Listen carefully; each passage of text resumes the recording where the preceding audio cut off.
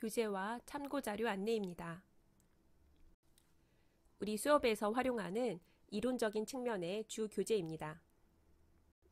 원 제목은 Classification Made Simple이라는 분류를 통해서 얼마나 쉽고 간단하게 정보를 처리할 수 있는가라는 부분이고요. 이것을 분류란 무엇인가 라고 번역을 했습니다. 뒤에 소개하는 참고 자료는 반드시 여러분들이 구입할 필요는 없지만 교재는 온라인 강의의 바탕이 되므로 꼭 강의와 함께 확인을 해야 합니다. 교재를 읽다가 수업 시간에 다루지 못한 내용 중에서 궁금한 점이 생기면 별도로 질문해서 개별적으로 설명을 들을 수 있습니다. 이 교재 내용 중에서 여러분들이 학부 과정에서 꼭 알아야 되는 부분들은 제가 모두 수업 내용에 포함하였습니다. 다음은 참고 자료입니다. 혼자서도 쉽게 배우는 자료 조직 개론이라는 책이고요. 이론편과 실제편 두 권으로 출간되어 있습니다. 그리고 아래에 보이는 URL을 통해서 웹 버전으로도 이용할 수 있습니다. 이 블로그에 가면 자료 조직 개론에 관한 내용 이외에도 여러분들이 예비 사서로서 참고할 수 있는 자료가 많이 있습니다. 한 번씩 둘러보기 바랍니다. 다음은 참고 자료이면서 우리 실습의 주요 도구인데요. 한국 십진분류법 제6판과 듀이 십진분류법의 웹버전인 웹듀이입니다. 이 KDC라고도 약어로 이야기를 하는데요. 이것은 총 3권으로 구성이 되어 있습니다. 여러분들이 개별적으로 준비하기에는 어렵고요. 우리 대학 전공 실습실에 실습용으로 비치가 되어 있습니다. 대면 실습을 하는 경우에 십진분류법 책을 직접 보면서 실습을 합니다. 대면 실습이 어려운 경우에는 요약본을 이클래스에 제공하고 이것을 바탕으로 우선 온라인 실습을 수행합니다. 듀이 십진분류법은 원래 웹 버전이기 때문에 별도의 책자로 나오지 않았습니다. 학과에서 전공 실습 프로그램으로 구독해 두었기 때문에 이 수업을 듣는 여러분들은 모두 학과 실습 아이디로 접속해서 듀이 십진분류법을 직접 보고 실습할 수 있습니다. 웹 버전이기 때문에 대면 수업을 하면 컴퓨터 실습실에서 프로그램을 이용할 수 있고요. 온라인인 경우에는 서로 접속해서 각자의 화면에서 실습을 진행하게 됩니다. 이 둘 다 중요한 실습 도구이고 학과에서 마련해 두었습니다. 다음은 분류 이론이나 원칙과 관련된 주요 참고 자료입니다. 여기 보면 분류의 이해라고 검정색 표지로 되어 있고요. 이게 약간 빛을 받아서 앞부분이 이제 좀 손상된 부분처럼 보이는데요. 그만큼 오래된 책이기도 합니다. 2000년도에 나온 책인데요. 그때 여러분들이 태어났을 수도 있고 안 태어났을 수도 있겠네요. 저는 2000년도에 이 책으로 대학에서 분류 수업을 받았거든요. 책이 쉽지는 않습니다. 그래서 학부 과정에서 이 책을 본격적으로 다루진 않고요. 그러나 분류 개념이나 관련되는 학문적인 기반을 위해서는 이 책을 꼭 보는 것이 좋습니다. 그래서 필요한 부분들은 제가 일정 부분 발췌해서 여러분들과 함께 공유합니다. 관련해서 개념과 범주적 사고는 사실 심리학 분야의 책자인데요. 분류의 이해에도 개념이나 범주와 같은 그런 내용들이 중점적으로 나와 있는 것처럼 개념과 범주적 사고는 분류와 굉장히 연관성이 큰 용어입니다.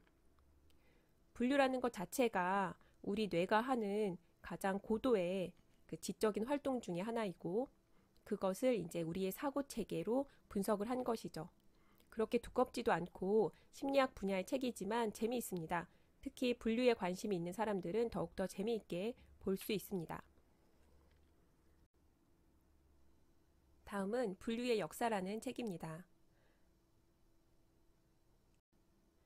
도서관에서 쓰는 자료 분류뿐 아니라 전반적인 분류에 대한 사례들을 역사적으로 정리해둔 아주 재미있는 책입니다. 제가 여기 수업보다 재미있어요 했는데 정말 이 책을 읽은 다른 우리 전공 학생이 한 이야기입니다. 심지어는 교수님 설명 들을 때 잘 몰랐던 것을 이 책을 보니까 알았어요. 뭐 이런 얘기도 했습니다.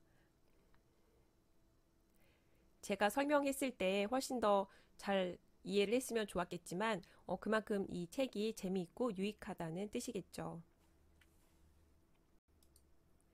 그리고 한 가지 더 혁명적으로 지식을 체계화하라라는 책이 있습니다.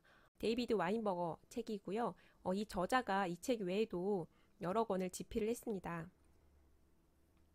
그래서 알렉스 라이트 그리고 데이비드 와인버거 둘 다 제가 좋아하는 저자들이고요.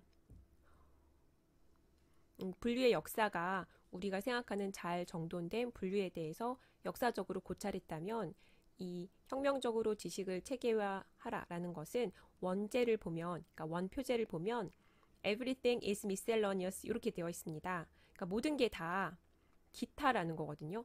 그러니까 이것은 우리가 막 분류를 할 때 주요한 것들을 뭐 1번에 분류하고 2번에 분류하고 뭐 3번에 분류하고 나머지는 몇 개 안 되는데 기준도 애매하고 해서 기타에다 다 집어넣는 것들 있잖아요. 분류에서는 이제 뭐 잡저 이렇게 이야기도 합니다. 약간 이제 기타와 의미는 다른데 여러 가지 유용한 자료들을 다 묶어 놓았다는 의미로 사용하기도 합니다. 그래서 이 말 그대로 보면은 모든 게 다 그냥 한 뭉치로 기타에 들어가 있다면 참 분류가 무슨 소용일까 하는 의문도 들지 않습니까? 그런 부분에서 지식 분류의 패러다임 전환이라고 나와 있는 것이고요. 뭐 이 책에는 제가 동의하는 부분도 있고 그렇지 않은 부분도 있지만 역시 재미있는 책임에는 틀림이 없습니다. 그래서 이제 후기에서 이렇게 이런 것도 분류인가요? 라고 하는 질문이 나왔었습니다. 제가 답변하자면 그런 것도 분류 맞습니다. 우리가 분류를 너무나 좁은 의미에서 이해하고 있는 경향이 있진 않은가 하는 생각을 이 두 권의 책을 통해서 할 수가 있습니다.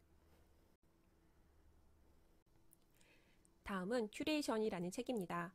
이 마이클 바스카는 한국에 오기도 했습니다. 큐레이션이라는 것이 몇 년 전부터 이제 인기를 끌고 있는데요.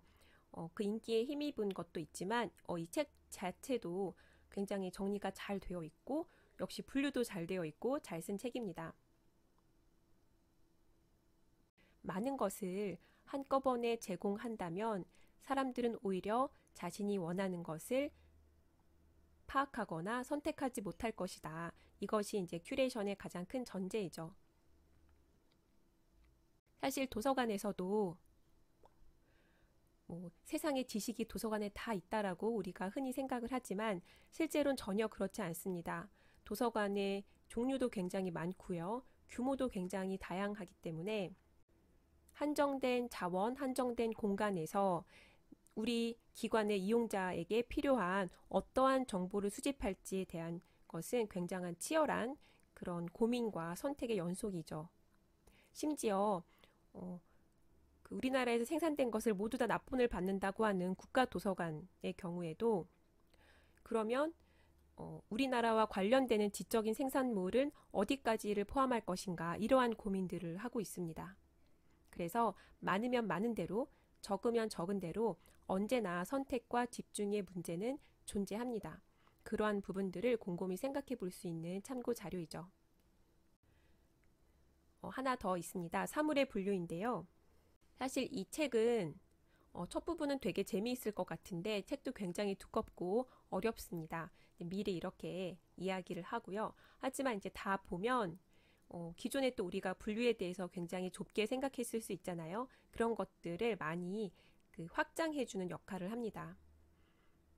그리고 두꺼운 책을 잡을 때마다 저도 하는 생각인데요. 다 읽지 않아도 좋습니다. 시작이 반이라고 첫 페이지를 넘기는 것 자체가 중요하고요. 또 읽을 만큼 읽다가 또 접어두고 다음에 다시 읽어도 되는 것이고요. 또 다음에 읽었을 때 앞부분이 기억나지 않으면 앞에서부터 다시 봐야겠죠. 이렇게 책을 읽는 과정도 우리가 정보를 브라우징 하는 것처럼 연속적으로 일어날 수도 있고 끊어졌다가 다시 시작될 수도 있고 또는 중간이나 뒤에서부터 시작될 수도 있습니다. 제가 여러 번을 소개했고 사실 수업 중간에는 분류에 대한 기본적인 원칙이나 이론, 분류표의 유형, 그리고 실제 분류 규정, 분류표를 적용하는 방법, 또 그게 시스템일 때는 분류 시스템을 사용하는 방법, 이렇게 전공과 관련되는 딱딱한 내용만 설명하기에도 너무나 한 학기가 부족합니다. 그래서 어떤 그 KDC나 DDC를 중심으로 하는 그 분류 규정과 분류표의 적용을 중심으로 하는 수업과 전반적인 분류를 다루고 사물의 분류나 웹자원의 분류나 이제 더 큰 틀에서의 큐레이션을 다루는 수업 두 가지가 이제 모두 다 이제 여기에서 이루어지는 어려운 점들이 좀 있습니다. 그래서 가능하면 제가 관련되는 자료를 더 많이 소개하고 여러분들이 그것을 읽어서 전공이나 좁은 범위에서의 분류에 딱딱한 틀을 조금이라도 더 확장시키고 다양하고 유연한 사고를 할 수 있기를 바랍니다.